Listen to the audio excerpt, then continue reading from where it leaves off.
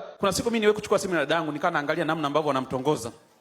Nikakuta dada anakubali kizembe sana yani.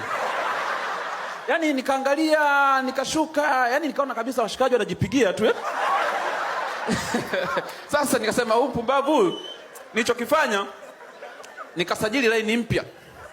Nikasema labda huko alikuwa anapitiwa nijaribu kumtongoza mimi. Sasa sikumtongoza peke yake, nikajua labda ni ugonjwa wa familia, nikaanza mtongoza na mzee ila mimi. Wote wawili. Nikaanzaga na dada. Nikamwambia Rebeka mambo poa. Nani? Nikamwambia Lusako. Majina ya Mbeya hayo. Kaniambia okay, niambie Lusako. Nikasema poa mzima. Nikasema huyu ameanza kukubali tayari, mzembe huyu. Sasa mimi na chat naye, niko hapo namwangalia hapo sebleni. Mwambia poa, anasema tunaweza kuonana Jumamosi. Akasema hapana, nasafiri naenda South Africa. Nilicheka pale sebleni.